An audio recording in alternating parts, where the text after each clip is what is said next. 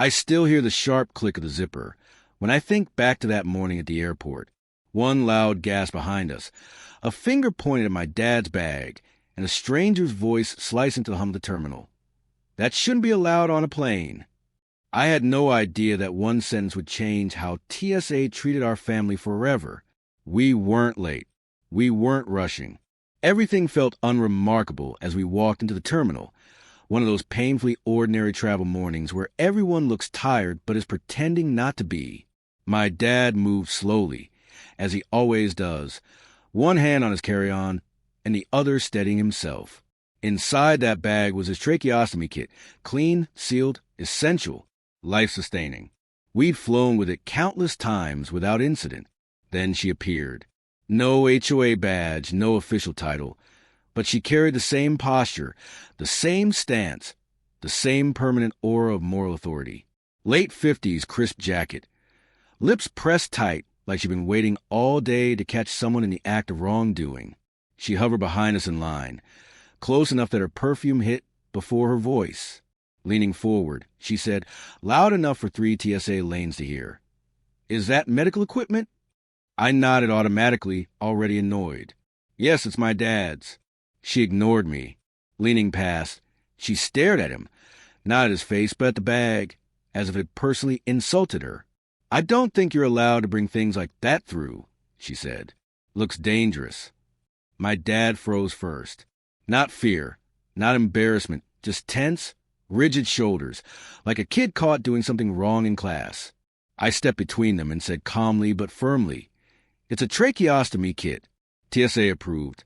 We've flown dozens of times." She scoffed, actually scoffed. "People say things are medical all the time.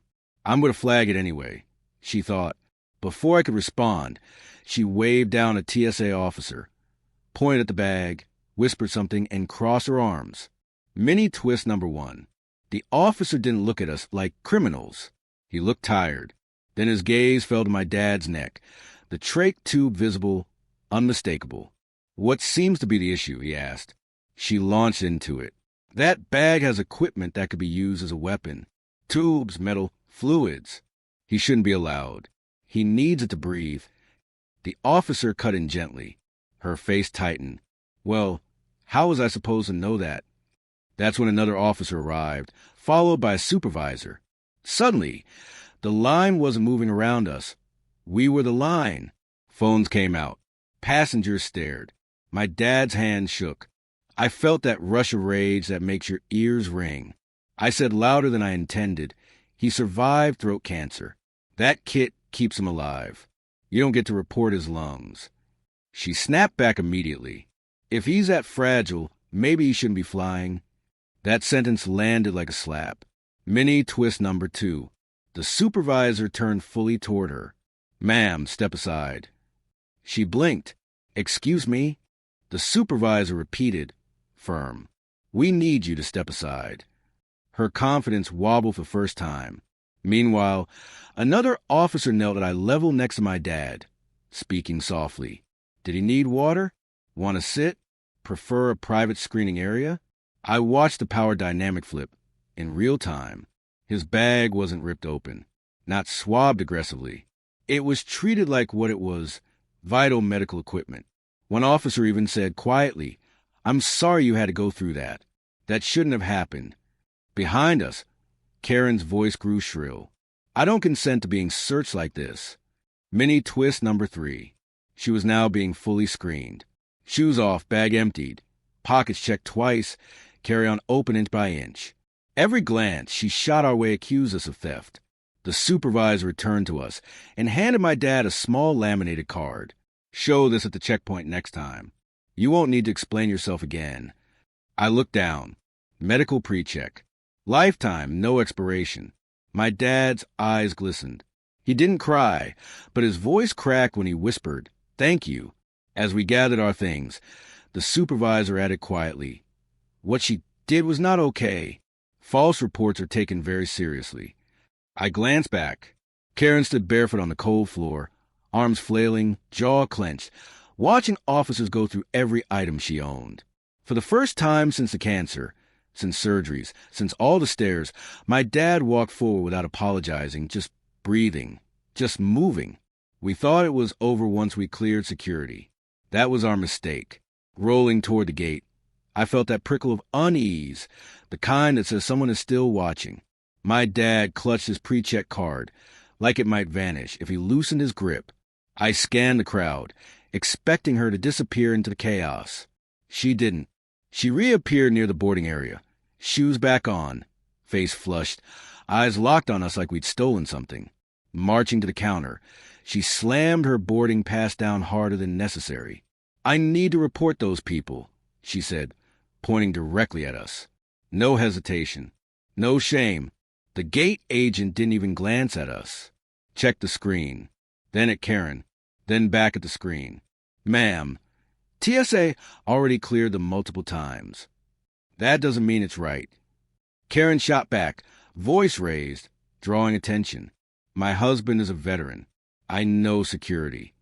My dad stopped, ready, finally, to face the ridiculous storm she was creating. As we kept walking, I noticed his shoulders tighten again, the same reflex I'd seen 1,000 times. Make yourself smaller. Don't make trouble. Apologize just for existing. That was the moment something in me snapped. I spun around. "You reported my dad for carrying the equipment that keeps him alive. What exactly do you want now?" She recoiled, as if I'd insulted her personally. "Don't speak to me like that. I'm protecting everyone here." "From what?" I wanted to scream. "From a man who can barely breathe without help?" She leaned closer, her voice low and venomous, like a conspiracy she'd rehearsed. "People fake illnesses all the time. I saw a story about it." Mini twist. A man standing nearby stood up. "Lady, I saw the whole thing. You were out of line." Another voice chimed in. "My sister has a trach. You don't get to decide who deserves to travel." Karen spun, scanning for support, finding none. Her face stiffened. "Fine. If no one will take this seriously, I'll escalate it." She pulled out her phone, filming us. That's when airport police arrived. Not for us, for her. "Ma'am, we've received multiple complaints of harassment." Her mouth dropped open. "Harassment? I'm the one being targeted." The officer looked at my dad, then at the medical tag on his bag. "No, ma'am. You've repeatedly confronted passengers after being told to stop." She tried to laugh. "This is ridiculous. I want your supervisor." Mini twist. He nodded. Already called. While we waited, my dad finally spoke, quiet but steady. "Please just leave us alone." For a brief second, something flickered in her eyes. Guilt? Calculation? Then it vanished. "If you didn't want attention," she said coldly, "you shouldn't travel with all that equipment." The supervisor arrived, watched the video Karen had been recording, capturing her cruel commentary, and turned to her. "Ma'am, you are being documented for repeated false reporting and passenger interference." She scoffed. "Documented for carrying?" "For harassment," he corrected. She froze, stunned, like the rules had shifted without her knowledge. Then came the announcement that sealed it. "Ma'am, due to your behavior, you'll be boarding last after a secondary review." Her face went pale. "That's not fair." Neither was accusing a man of being a threat. Simply for needing help to breathe. We boarded early, quietly, respectfully. I stole one last glance at her, seated to the side, arms crossed, furious and alone. I thought that was the end. I was wrong. We didn't know the real reason until months later. At the time, all we noticed was that everything changed after that flight. Every airport afterward felt different. TSA waved us through with a nod. Supervisors checked in quietly. Once, an officer walked with us to the gate to make sure my dad was okay. No questions, no suspicion, no explanations needed. But the real twist came in the mail about 6 months later. A thick envelope arrived at my parents' house. No return address we recognized. Inside were formal-looking documents and a letter that began, "We are writing regarding an incident reported at an airport security checkpoint." My dad's hands shook as he read it. Mine did too. Karen had filed a formal complaint after the flight. Not just with TSA, but with the airline the Airport Authority, and a federal passenger safety board.